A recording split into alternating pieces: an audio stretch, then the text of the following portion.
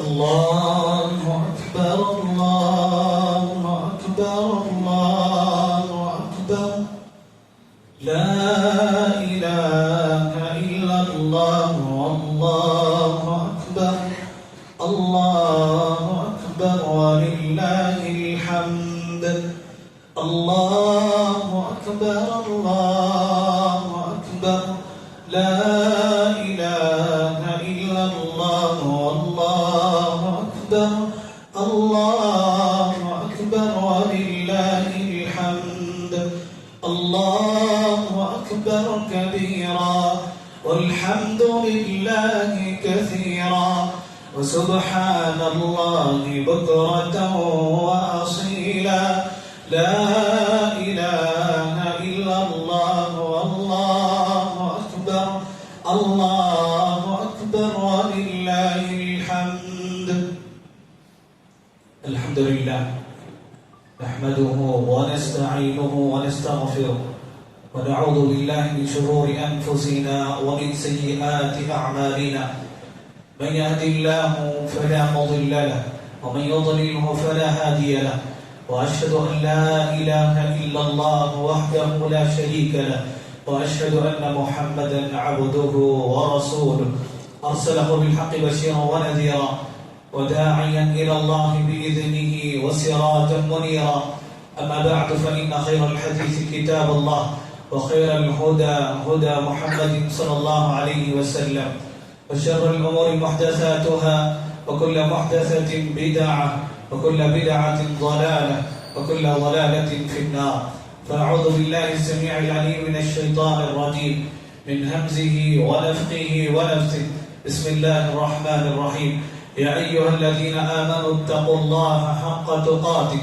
ولا تموتن إلا وأنتم مسلمون يا أيها الناس اتقوا ربكم الذي خلقكم من نفس واحدة وخلق منها زوجها وبث منهما رجالا كثيرا ونساء واتقوا الله الذي تساءلون به والأرحام إن الله كان عليكم رقيبا يا أيها الذين آمنوا اتقوا الله وقولوا قولا سديدا يصلح لكم أعمالكم ويغفر لكم ذنوبكم ومن يطع الله ورسوله فقد فاز فوزا عظيما فقد قال الله تبارك وتعالى في كلامه المجيد واعبد ربك حتى يأتيك اليقين ہر قسم کی تعریف و توصیف حمد و ثنا بڑائی اور قدرت کی خالق کائنات مالک ارض و سما اللہ وحدہ لا شریک لہ اور سداوار بعد درود و سلام ہو اللہ کی جانب سے بھیجے گئے تمام انبیاء اور رسول پر خصوصیت کے ساتھ نبیوں کے سلسلے کی آخری کڑی جناب محمد رسول اللہ صلی اللہ علیہ وسلم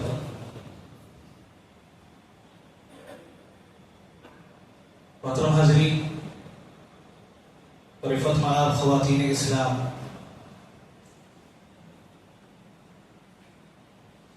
ہماری زندگی میں اللہ تبارک و تعالیٰ کا جو سب سے بڑا فضل، جو سب سے بڑا انعام تو رمضان کا مہینہ پانا بھی، ایسے اللہ تبارک و تعالیٰ کے بے شمار انعامات ہیں، لیکن یہ وہ انعام جو مختلف قسم کی عبادتوں کا مہینہ ہے، اس مہینے میں اللہ کی توفیق سے، اللہ کے فضل و کرم سے کچھ عبادتیں کرنے کا موقع اللہ اپنے گنہگار بندوں میں سے بہتوں کو یہ توفیق نصیب فرماتا ہے۔ حاضرین، جہاں آج کا دن ہمارے لیے خوشی کا دن ہے، وہیں ایک ناحیے سے دکھ اور غم کا بھی دن، وہ اس لحاظ سے کہ رمضان جیسا مہینہ ہم لوگوں سے رخصت ہو چکا، وہ مہینہ اپنے تمام تر فضائل تمام تر خوبیوں کے ساتھ ہم لوگوں کو الوداع کہہ کر کے چلا گیا. اب پھر اس مہینے کو پانے کے لیے 11 مہینے اور بتانے ہوں گے. پتہ نہیں اس وقت تک ہم میں سے کتنے زمین کے پشت پر رہیں گے اور کتنے زمین کے پیڑ میں چلی جائیں گے. حضرت کرام سچ فرمائے اللہ تبارک و تعالیٰ نے اپنے کلام رمضان کے حوالے سے اللہ نے فرمایا ایاما معدودات، گنے چنے دن ہے. گنے چنے دن بہت تیزی کے ساتھ رخصت ہو گئے.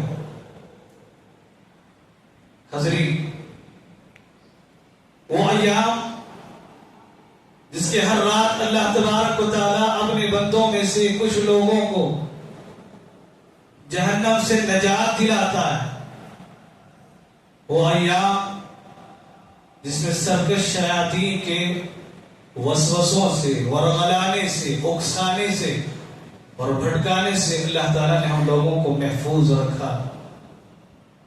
وہ ایام جس میں ہر طرف نیکیوں کا ماحول ہوتا ہے.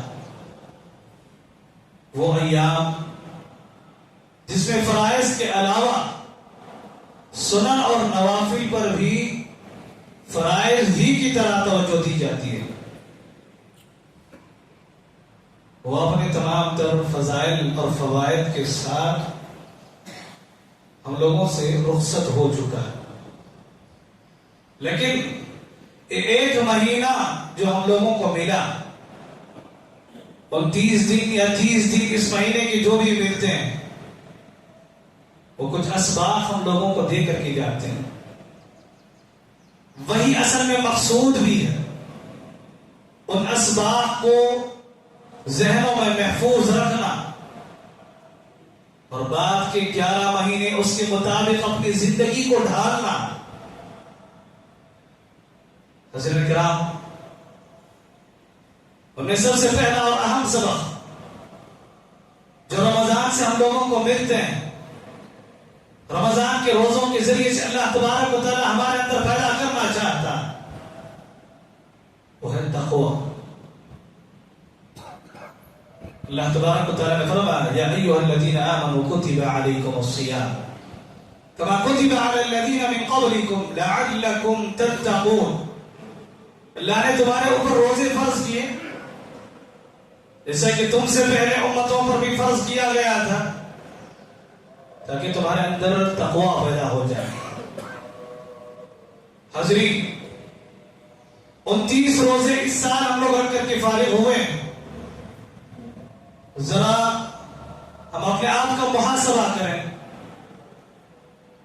وہ جو مقصد اللہ تبارک و تعالیٰ نے روزوں کے پیچھے رکھا ہے، طلوع فجر سے لے کر غروب آفتاب تک رب کی مرضی کے لیے، رب کی خوشنودی کے لیے، رب کی فرما برداری کرتے ہوئے، رب کے حکم کی تابعداری کرتے ہوئے ہم کھانے پینے سے بچے رہے، جائز طریقوں سے اپنی شہوانی خواہشات پورے کرنے سے بھی بچے رہے. وہ مقصد کیا ہم لوگوں کو حاصل ہو گیا؟ اگر 30 روزوں کے بعد یا 29 روزوں کے بعد وہ حاصل ہو جاتے ہیں تو پھر غنیمت ہے. اشارہ بھی ہے ہمارے روزے قبول ہو جانے کا. اگر تقوی حاصل نہ ہو، 30 روزے رکھے یا 29 روزے رکھے، عید کا چاند نظر آنے کے ساتھ پھر پرانی وہی روش رہی جو ہمارے تھی، تو سمجھ لینا چاہیے کہ 30 روزے بیکار ہیں. یہ مکمل مہینہ جو ہم نے بھوکا پیاسا اللہ کی رضا کی خاطر رہنے کی کوشش کی تھی، وہ سب بیکار ہے. اصل مقصد تقوی ہے. وہ تقوی حاصل ہو جائے تو پھر ہمارا رمضان گزارنا ہمارے لیے مفید ہوگا. حضرت کرام دوسرا اہم سبب جو رمضان کے اندر ہم لوگوں کو نصیب ہوتا ہے، اللہ تبارک و تعالیٰ کے مراقبے کا احساس. کہ اللہ تبارک و تعالیٰ دیکھ رہا ہے. روزے کی حالت میں جب سے شعور کی عمر کو پہنچتے ہیں، تمیز کی عمر کو پہنچتے ہیں، اس وقت سے لے کر وفات تک بھی، جب تک اللہ تبارک و تعالیٰ روزے رکھنے کی توفیق دے. تنہائی اگر میسر ہو بھی جائے، اکیلے ہم لوگ رہ بھی جائیں، ہمارے سامنے کھانے پینے کی اشیاء موجود کیوں نہ ہو، لیکن کھاتے نہیں، پیتے نہیں، کیونکہ احساس ہے کہ اللہ تبارک و تعالیٰ کی نگرانی ہے. کائنات کا کوئی بھی مقام ایسا نہیں جہاں رب العزت کی نگاہ نہ ہو، اس کا مراقبہ نہ ہو. اس احساس کے ساتھ ہم لوگ رمضان گزارتے ہیں. اسی احساس کے ساتھ رمضان کے بعد کے 11 مہینے بھی ہم لوگوں کو گزارنا چاہیے. اگر وہ مراقبے کا احساس ہمارے اندر پیدا نہ ہو تو پھر ہمارا رمضان گزارنا فائدہ مند نہیں ہے، ہمارے ہاتھ میں مفید نہیں ہے. مراقبے کا احساس ہونا چاہیے. کوئی بھی غلط کام کر رہے ہیں، کوئی بھی حرام کام کا ارتکاب کر رہے ہیں، کوئی بھی اللہ کے حکم کے خلاف کام کر رہے ہوں، تو یاد رکھنا چاہیے کہ یہ اللہ تبارک و تعالیٰ کی نگرانی ہو رہی ہے. اگر میں کروں گا اللہ تبارک و تعالیٰ میری پکڑ کرے گا. حضرت اللہ کے رسول صلی اللہ علیہ وسلم فرماتے ہیں اتق اللہ حیث ما کنت، تم جہاں بھی رہو اللہ سے ڈرتے رہو. اجتماع میں رہو یا انفرادی طور پر رہو، لوگوں کے سامنے رہو یا تنہائی میں رہو، ہر حال میں اللہ تبارک و تعالیٰ کے حرام کردہ چیزوں سے بچو. نیک ماحول میں رہو، اچھے لوگوں کی صحبت میں رہو یا برے ماحول میں رہو، گنہگاروں کے درمیان رہو، ہر حال میں تقوی کو لازم پکڑنا ہے. اللہ تبارک و تعالیٰ کے مراقبے کا احساس ہونا ہے. یہ دوسرا سبق ہے جو رمضان نے ہم لوگوں کو دیا ہے. ایک تیسرا سبق جو رمضان سے ہم لوگوں کو ملتا ہے، اللہ تبارک و تعالیٰ کے حرام کردہ چیزوں سے بچنا. اللہ تبارک و تعالیٰ کے حرام کردہ چیزوں سے بچنا. کئی چیزیں ایسی ہیں جس کے ہم لوگ مرتکب ہوتے ہیں، حرام چیزیں ہیں جسے ہم کر گزارتے ہیں. یاد رکھیں اللہ تبارک و تعالیٰ نے اس روزے کے ذریعے سے ہم لوگوں کو مشق کروا رہا، ہم لوگوں کو تربیت کروا رہا. حلال چیزوں سے اللہ نے بچایا، کہا کھانے پینے کی چیزوں سے باز رہو، دور رہو. ہم دور رہیں، جائز طریقے سے، حلال طریقے سے اپنی فطری جنسی خواہش پوری کرنے کے سلسلے میں عام حالت کی اجازت ہے، لیکن اللہ تبارک و تعالیٰ نے روزے کی حالت میں پابندی لگائی اور یہ بتایا کہ شام تک ایسی ہی حالت میں رہنا. حلال چیزوں سے باز رکھا، ہم لوگ باز رہے. کیوں باز رکھا اللہ تبارک و تعالیٰ؟ اس کے ذریعے سے حرام چیزوں سے ہم لوگوں کو بچانا چاہتا ہے، اور حرام چیزوں سے بچنے کی ضرورت ہے. اسی لیے ہم لوگ دیکھتے ہیں سورہ بقرہ میں اللہ تبارک و تعالیٰ نے جہاں روزوں کے احکام بتایا، اللہ تبارک و تعالیٰ اس رکوع کے آخر آیت میں اللہ فرماتا وَلَا تَأْكُلُوا أَمْوَالَكُمْ بَيْنَكُمْ بِالْبَاطِلِ، باطل طریقے سے، حرام طریقے سے لوگوں کا مال نہ کھایا کرو. کتنے لوگ یہاں اسی مجلس میں بیٹھے ہوں گے، کسی کو قرض دینا ہوگا، کسی کا حق روک لیے ہوں گے، جائیداد میں جس کو حصہ دینا ہے، بہن کا حصہ ہو یا پھر بھائی کا حصہ ہو، ہم اپنے پاس ہڑپ کر کے رکھیں. کتنے لوگ ایسے ہیں عاریۃً کوئی چیز کسی سے لیتے ہیں لیکن وقت پر واپس نہیں کرتے. کتنے لوگ ایسے ہیں جو لوگوں کو دھوکہ دے کر کے کماتے ہیں. اللہ نے رمضان سے اس سبق ہم لوگوں کو دیا. روزوں کے احکام کے بعد حرام چیزوں سے بچنے کی تاکید اللہ تبارک و تعالیٰ نے کیا. اگر حرام چیزوں سے بچتے ہیں، حلال پر اکتفا کرتے ہیں، تو ہمارے لیے یہ رمضان مفید تھا. یہ اشارہ، اگر نہیں چیزوں میں ملاوٹ کر کے فروخت کرنے کی ہماری عادت بن گئی ہے، 2 ٹکے کی خاطر ہم لوگ حلال و حرام کی پرواہ نہیں کرنے والے، تو پھر رمضان ہمارے لیے کوئی فائدہ نہیں دے، کوئی فائدہ نہیں ہم لوگوں کو۔ رمضان سے جو اسباق ملتے ہیں ان میں سے ایک اہم سبق اخلاص۔ اخلاص، کوئی بھی عمل کرے صرف رب کی مرضی کے لیے، رب کو راضی کرنے کے لیے کرنا ہے۔ حضرت اللہ تبارک و تعالیٰ نے روزے جو فرض کیا، سلف فرماتے ہیں کہ اس میں بندہ اخلاص کے ساتھ ہی رہتا ہے۔ اللہ نے ایسا ذریعہ بنایا ہے اس عبادت کو کہ اس میں دکھاوا نہیں کر سکتا بندہ۔ دوسری عبادتیں جس میں کرنا ہوتا ہے، یہ عبادت ایسی ہے جس میں بچنا ہوتا ہے۔ بچنے کے سلسلے میں لوگ یہ نہیں کہہ سکتے کہ میں فلاں چیز سے بچا، فلاں چیز سے بچا، بچ کر کے دکھانے کی ضرورت نہیں پڑے گی، دکھانے کی نوبت بھی نہیں آئے گی، کرنا ہوگا پھر مسئلے پیدا ہوں گے۔ شیطان نے جب اللہ تبارک و تعالیٰ سے چیلنج کیا کہ اللہ میں تیرے بندوں کو ضرور بہکا کر کے رہوں گا، اس نے چیلنج کیا، اللہ نے بھی اسے مہلت دے دی، قیامت تک کی مہلت اس نے مانگی، اللہ نے مہلت دے دیا۔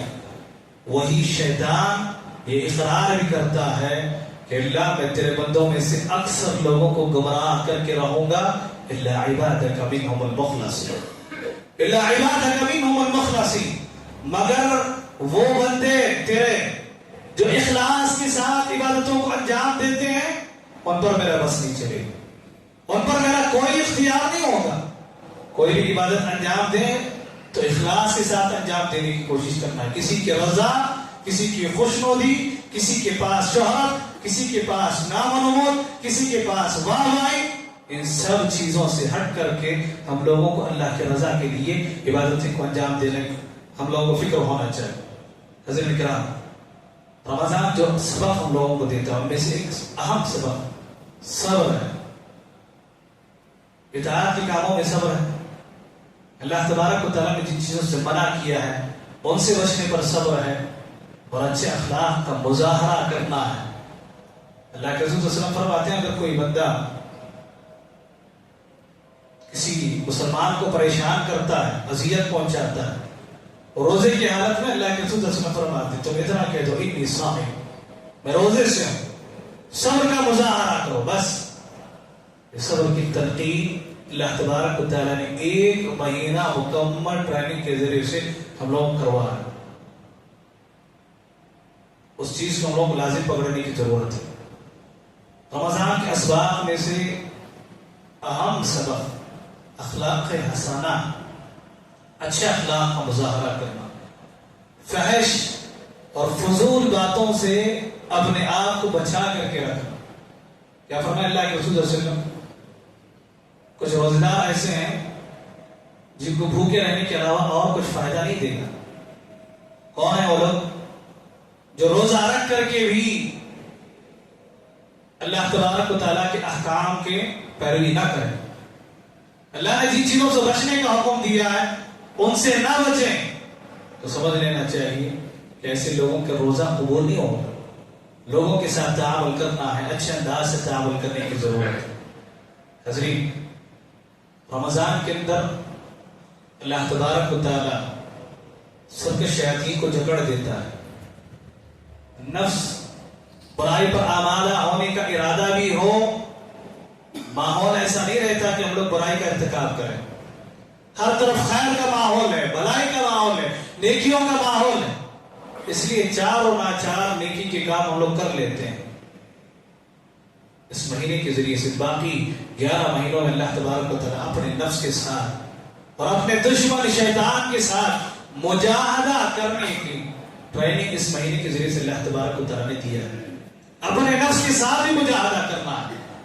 ہمارے اپنے دشمن جس کے تعلق سے اللہ نے قرآن میں بارہا ذکر کیا، ان الشیطان لکم عدو فاتخذوہ عدوا، شیطان تمہارا کھلا دشمن ہے، اسے دشمن بنا کر کے ہی رکھو، دوست بنا کر کے رکھیں گے بیڑا غرق ہو جائے۔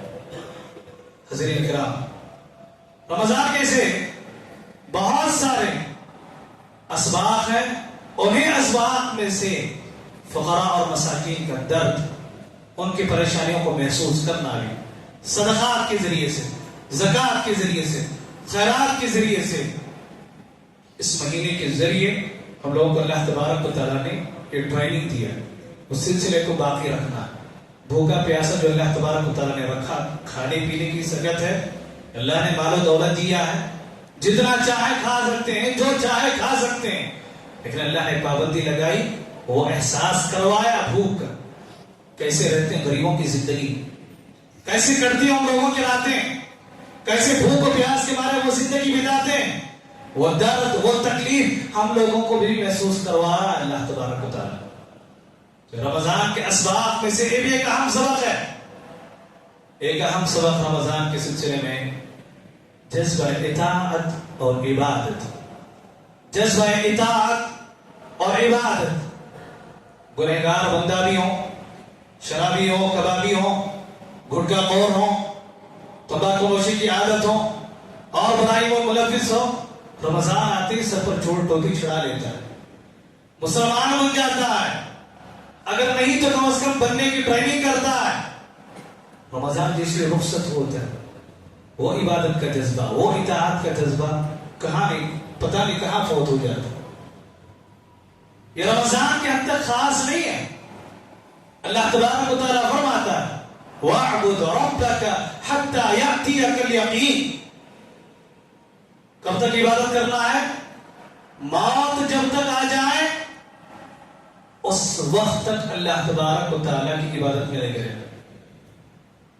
ہر حکم، ہماری زندگی کا ہر فیصلہ، ہمارا ہر قول، ہر بول، ہر فعل، ہر حرکت، ہر ادا، ہر اشارے، ہر کنایہ، سب اللہ تبارک و تعالیٰ کی مرضی کے مطابق. یہ عبادت ہے. اور اسی حالت میں ہم لوگوں کو مرتے دم تک رہنے کی تلقین.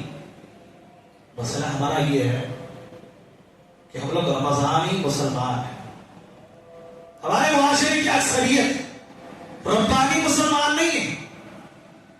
ہمارا دین، ہمارا عقیدہ، ہمارا تقوی، مراقبے کا احساس، اخلاق حسنہ کا مظاہرہ، صدقہ اور خیرات، حرام چیزوں سے بچنا، یہ سب چیزیں ایک چاند دیکھنے سے لے کر دوسرے چاند دیکھنے تک بس.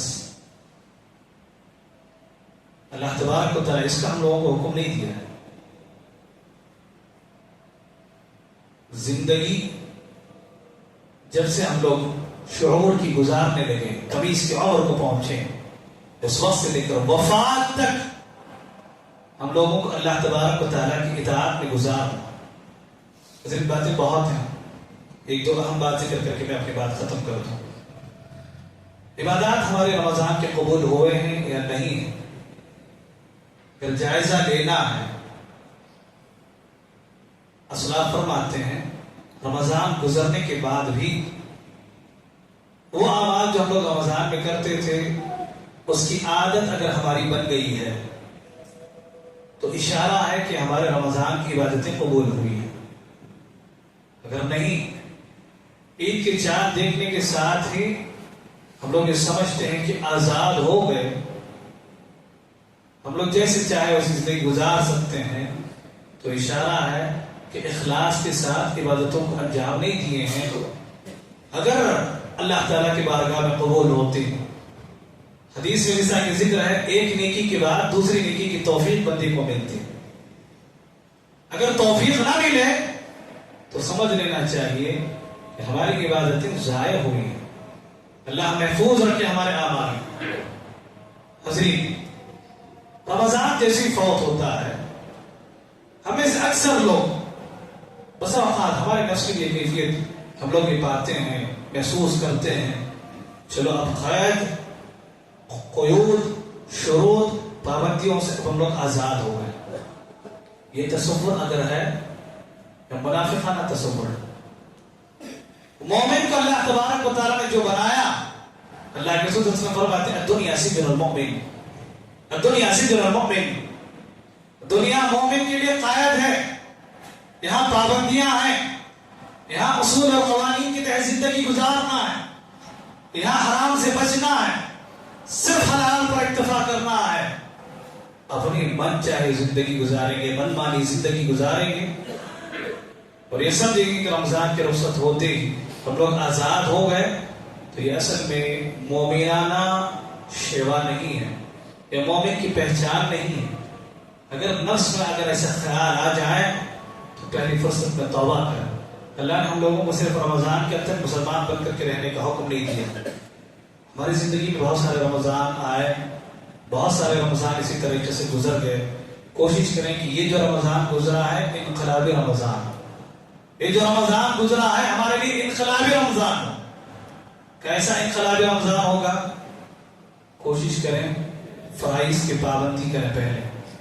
پہلے فرائض کی پابندی کریں, ہماری کوشش ہونی چاہیے. مسئلہ یہ ہے کہ رمضان میں ہم لوگ نوافل کو بھی فرض کی طرح اہتمام کرتے ہیں.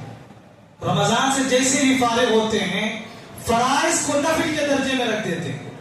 کبھی من میں آیا, کبھی فرصت ملے, کبھی آنکھ کھلے تب جا کر کے پڑھی نماز ہو اور عبادات.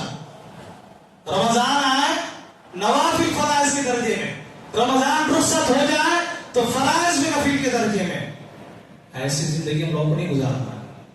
کوشش کریں زیادہ, اگر لمبی چھوٹی بات نہیں, میں پریکٹیکل پر توجہ دینا چاہتا ہوں. اصل بات تو شریعت کی یہ ہے کہ ہر حکم کے اللہ تبارک و تعالیٰ کی پیروی ہم لوگوں کو پابندی کرنا ہے. زیادہ نہیں کر سکتے, کم از کم اپنے نفس کو اس بات کا مکلف کریں کہ ایک کوئی فرض چیز جو اللہ تبارک و تعالیٰ نے مجھ پر فرض کیا ہے, جسے اب تک میں چھوڑتے آ رہا تھا, اس رمضان کے بعد میں اس کی پابندی کروں گا. ایک حرام چیز, اللہ تبارک و تعالیٰ نے بہت سارے حرام چیزوں سے بچنے کا حکم دیا, میرے اندر کچھ خامیاں ہیں, اس رمضان کے بعد وہ چیز میں چھوڑ دوں گا.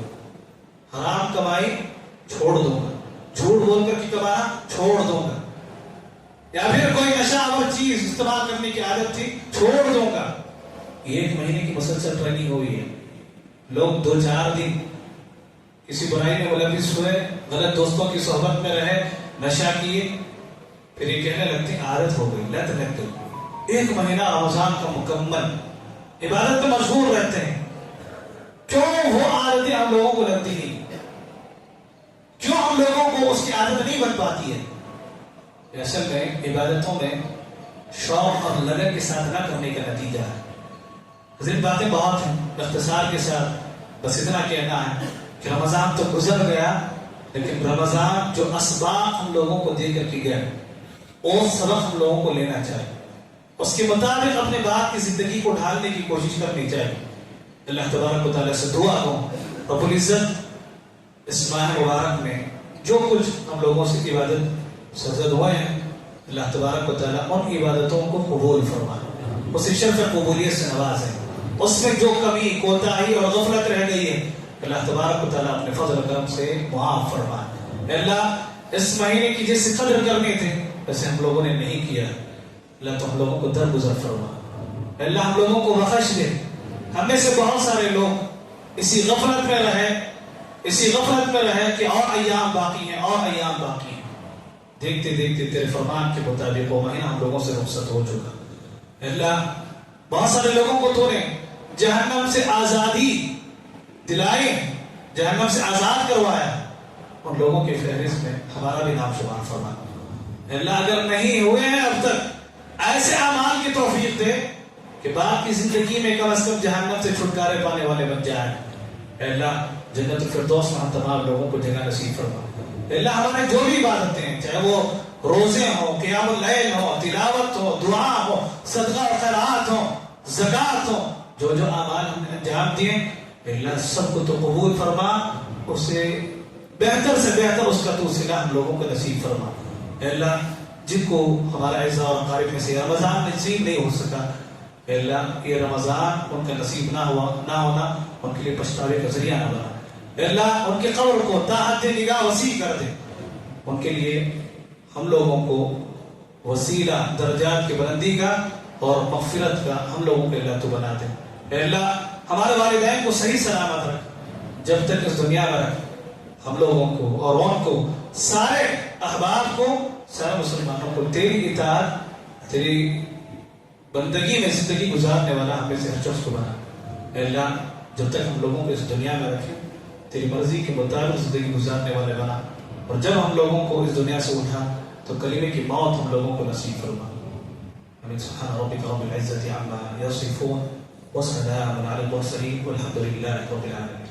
آخر میں ایک درخواست ہے آپ لوگوں سے، رمضان کے آغاز